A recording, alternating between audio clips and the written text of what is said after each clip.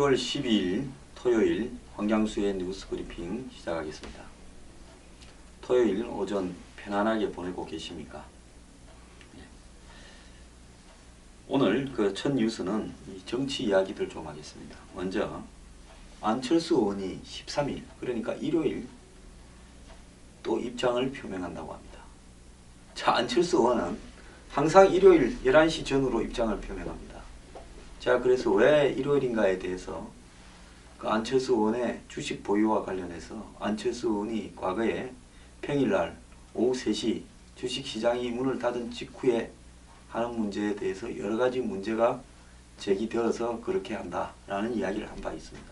제가 안철수 의원 같으면 그냥 주식 팔아가지고요, 재단이고 뭐고 다 문 닫고 다 그냥 팔아가지고 현금으로 만들어 놓고 그 다음에 요일을 가리지 않고 편안하게 기자회견을 하겠습니다. 자, 어쨌거나 안 의원은 이 중대 결단을 밝힐 예정이다 그러는데요. 측근들 사이에는 탈당 결행을 피하기 어려울 거다. 제목도 탈당의 무게 이렇게 나오고 있습니다. 저는 그런데 그렇게 생각하지 않습니다. 자, 지금 서로 간에 문안 비대위를 해라. 문재인 대표도 사퇴하고 안철수 의원과 같이 비대위를 만들어라. 이런 이야기가 굉장히 많이 나오고 있습니다. 그 수도권 의원들이 모여가지고 이야기를 했는데요. 그래서 문 대표에게 대표직 사퇴를 전제로 두 사람이 참여하는 비대위를 구성하라고 또 제안도 했습니다. 그래서 이렇게 제안을 하고 기자회견을 하는 이유는 결국은 비주류가 원하는 방식의 문재인 대표가 양보를 해서 동의해달라는 이야기를 한편에 하고 있는 겁니다. 자, 15일 날은 예비후보 등록이 시작되는 날이라서 이날은 좀 하긴 그렇고 14일 날은 당의 중앙위원회가 회의가 있지만 어차피 중앙위원회라고 해봤자 지금 문재인 대표를 지지하기 위한 중앙위원회 모임이 소집되어 있는데 의미가 없다고 보고, 그래서 15일을 넘기는 것도 이상하고 해서 13일 날 입장을 발표한다는 것 같습니다. 문재인 대표는 한명숙 전 총리 구치소에 있죠. 구치소에 있는 한명숙 전 총리가 교도소겠습니다. 형이 확정되었으니까 이 탈당해달라 해서 탈당도 받아왔고 측근들 6명을 불출마시키겠다 이런 노력을 하고 있지만 안철수 의원 측은 명분 뺏기용 졸속 발표다라 오히려 더 기분 나쁘다 이런 입장을 표시하고 있습니다. 그래서 안 의원 주변에서 다양하게 문재인 대표의 핵심 의지와 또 일부 실천을 이 탈당을 보유할 명분이 되지 않냐, 참아라 이렇게 말리고 있지만은 안 의원은 중대 결심을 하겠다 이야기하고 있습니다. 그런데 한편에는 당내에서 싸우지 않고 탈당을 할 경우에 분당의 원인을 제공했다라는 비판을 받을 수 있다. 그래서 당에 끝까지 남아서 싸워야 한다. 이런 신중론이 있지만은 혁신 전대를 내어걸고 문재인 대표와 치킨 게임을 벌려온 안 의원이 그냥 비대위에 동참해서 갈 때는 사실상 안 의원의 주장이 관철되지 않고 패배한 걸로 이렇게 자인하는 거기 때문에 이번에도 또 탈당할 것처럼 했다가 철수하는 철수 정치가 재현되어서 혁신 전대에서도 철수했다. 혁신이라는 명분에서도 철수했다. 이렇게 비판받을까봐 두려운 측면도 있다는 겁니다. 자, 문 대표 측은 안 의원과 만날 거고 주말에도 긴밀한 소통을 할 건데 언제 누가 이렇게 만나는지는 밝힐 수 없다 하고 안 의원 측은 전혀 진전된 게 없다. 자, 안 의원은 자명 5일째인 오늘도 오늘 6일째죠. 서울 근교에 머무면서 숙고 중이라는데요. 저는 안 의원이 서울 근교에 머문다라는 게 찾아올 사람을 기다리고 있는 문제라고 생각을 합니다. 그래서 문 대표 측에서 안 의원이 흡족할 만한 내용을 갖고 찾아오기를 기다리면서 서울 근교에 있겠죠. 안 그러면 아무도 모르는 강원도 산골로 가거나 멀리 제주도로 가버리거나 안 그러면 저기 오키나와쯤으로 가버리면 그리고 돌아와서 기자회견 하면 되는 겁니다. 정치는요, 정말 저는 몇 번 겪어보니까 우리가 상상할 수 없는 일도 현실에서 만들어버리는 게 정치였습니다. 저는 그런 모양들을 몇 번이나 봤기 때문에 정치에서는 한마디로 안 의원이 탈당할 거다 언론이 이야기를 하고 있지만 저는 그렇게 되기가 쉽지 않을 거라고 보고 있습니다. 정말 이번에 안 의원이 탄핵당한다면요, 제가 안 의원을 잘못 봤다 생각하고 앞으로는 어느 정도 인정을 하겠습니다. 근데 그럴까 싶습니다.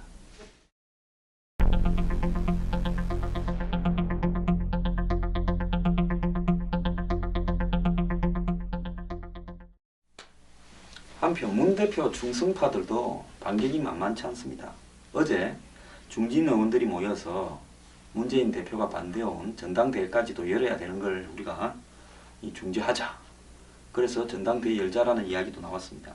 이 부분에 대해서 최재성 총무본부장, 과거 같으면 사무총장격이죠, 중진 용태까지 거론하면서 강하게 치고 나왔습니다. 즉, 왜 너네들이 중진들이라면서 마치 문재인 대표가 사퇴해서 다시 전당대회를 하는 걸 받아라고 압박을 하느냐 치고 나온 겁니다. 자, 중진의 용태가 혁신의 시발점이 돼야 된다. 그 너네들부터 국회의원 출마하지 마라. 이렇게 지금 예치고 나온 겁니다. 자, 최재성 의원은 문재인 대표의 새로운 복심이다. 요즘 문재인 대표 옆에는 뭐 조국 교수, 최재성 장관 새 인물들이 많습니다. 근데 저는 새로운 복심이 없고요, 문재인 대표의 행동에 영향을 미치는 오랜 인맥들은 따로 있고요, 이 사람들은 그냥 앞에 나서 있는 사람들이라는 것 뿐이겠죠. 비주류의 공세에 맞서서 문 대표를 대신해서 비타협적인 강경 노선을 지금 밀어붙이고 있습니다. 자, 문재인 대표가 측근 6명을 불출마하겠다고 정리했다.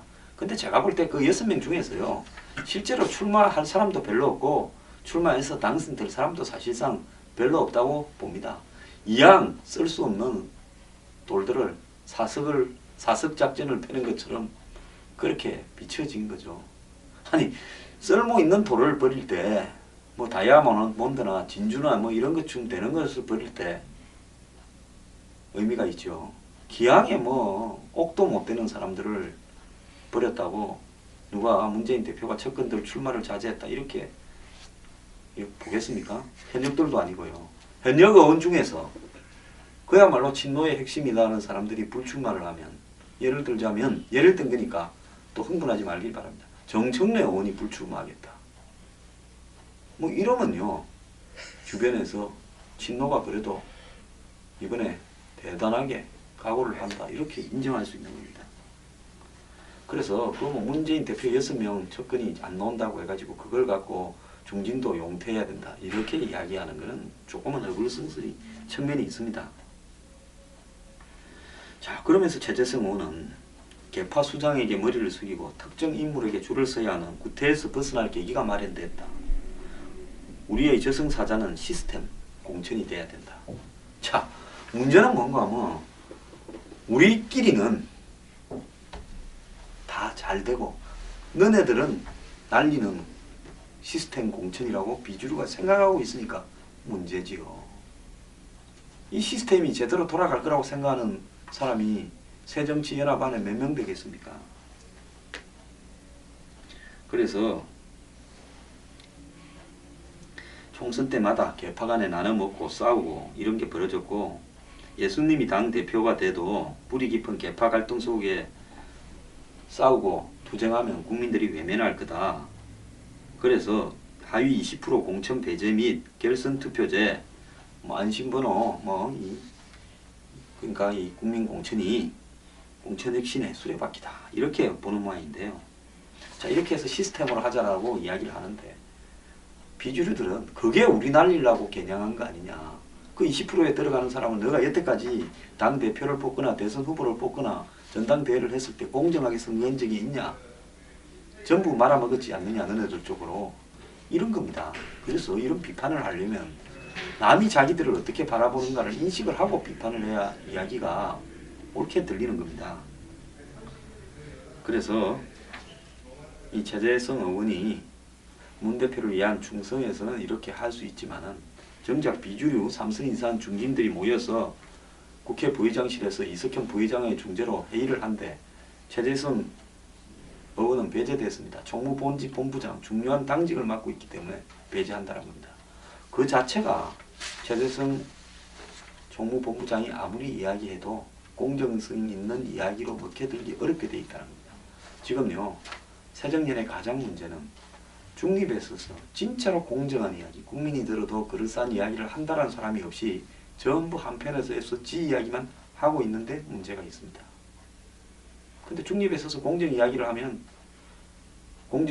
하면 조경태 의원처럼 모난 놈 둘이 정맞아서 일찍 정치를 그만두게 될 가능성이 높겠죠. 요즘 참 한쪽은 저 집 구석 이야기하면 한쪽은 또 이 집 구석 이야기를 해야 되는데 양쪽 집이 뭐 상황은 새정년이 좀 심하다 뿐이지 새누리당도 복잡하기는 마찬가지입니다. 근데 여당의 공천룰 갈등은 지난 수요일 9일입니다. 김무성 대표와 최경환 부총리가 저녁을 같이 먹고 당내에서 싸우는 모습을 보여서는 안 된다. 이렇게 공감을 했다. 그래서 이제 일단 싸우는 모습은 대외적으로 노출하지 말고 특별기구에서 개파 대리전을 하자. 뭐 이렇게 특별기구에서 이야기하자라고 미룬 행태인데요. 자, 그렇다고 결선 투표라든지 전략 공천 문제를 두고 문제가 해결된 걸까요? 저는 그렇지 않다고 봅니다. 이제 양쪽 팀끼리, 즉 친박팀과 친이팀이 각기 이제 회식을 하고 송년 모임을 하고 단합대회를 하면서 열심히 전열을 가다듬어서 붙었을 때 어떻게 하자라는 작전을 짜고 있는 단계로 들어간 겁니다. 이 가운데 서로 험한데 출마하라고 상대 진영에다가 돌을 던지고 있습니다. 자, 그런데 내주에 15, 17, 18 이 3일이 친이들이 총선을 겨냥해서 대규모 새 결집을 한답니다. 자, MB맨들이 속칭 15, 17, 18 MB를 모여가지고 대규모 새 가시에 나서겠다고 합니다.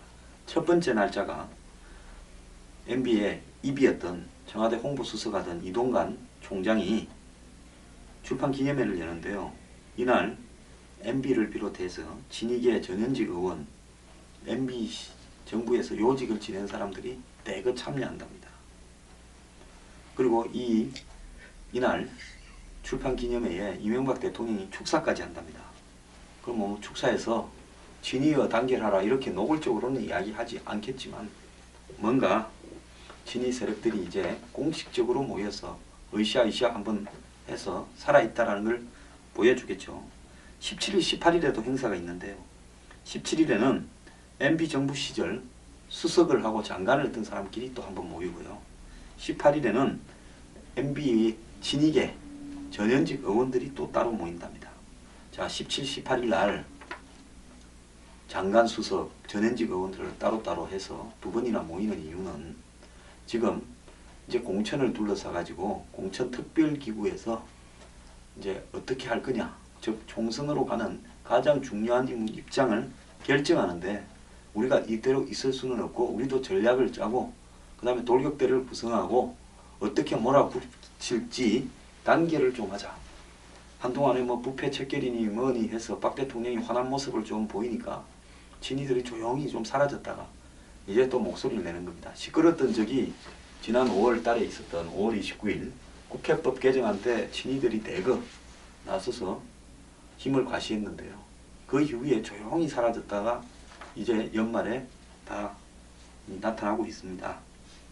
그래서 뭐 연례적으로 하는 송년 모임이다 이렇게 했지만은 12월 19일이 친이의 한마디로 최고의 명절이랍니다. 트리플 데이라고. 이명박 대통령의 생일이고 이명박 대통령 생일날 결혼을 해서 결혼 기념일도 된답니다. 그리고 2007년 대선에서 또 당선된 날이다. 그래서 이명박 대통령이 그 전날과 전전날 이렇게 친이계 핵심들을 불러 모아서 단합을 가시하는데요. 친이는 박근혜 대통령들의 친박을 무력화시켰다 생각을 했습니다. 작년에 서울시장을 정몽준 의원이 차지하고 그 다음에 국회의장을 정의화 의장이 당선되고 또 당대표에서 김무성 대표가 당선되면서 이제 박근혜 대통령 친박은 갔다 이렇게 생각했는데 올해 들어서 박근혜 대통령이 몇 번 화를 내고 난 뒤에 친박들이 의자도 모자랄 정도로 자기들끼리 세를 넓혀가고 있는 반격을 하는 과정에서 진이들이 우리가 이대로 못 당한다 해서 또 새 모임을 하고 있습니다. 뭐 진이는 현재 이재호, 이방호, 임태희, 김효재, 안경률 이런 분들이 다 내년 총선에 진이의 핵심들이 출마해서 다시 또 정치를 하겠다고 벼르고 있는 상황이라고 합니다. 자, 새누리당 참 묘한데요. 야권의 싸움은 상당히 다이나믹합니다. 일본의 무슨 사무라이 영화를 보듯이 다이나믹한데 또 야당도 보면 끝은 좀 시시해져요. 사무라이들은 뭐 끝에 할복을 하거나 목을 베거나 하는데 야당은 그렇게는 안 합니다. 근데 여권의 싸움은 이건 뭐 싸움도 하기 전에 시부직하게 그냥 끄져버리고 뒤에서 또 이야기하고 밤에 밥 먹고 이야기하고 그러면서 중요한 건 또 마지막까지 쫄쫄 미룹니다. 그래서 끝날 때쯤 돼서 30회 하는 드라마면 29회 30회쯤 가야 한번 볼만한 정도고 그 나머지는 김이 빠져가지고 시청률이 별로 오르지 않을 만한 그런 조금 재미없는 드라마입니다. 그래서 시청률 측면에서는요, 지금 야권의 싸움이 훨씬 흥미진진하고 여권의 싸움은 굉장히 진부한데요.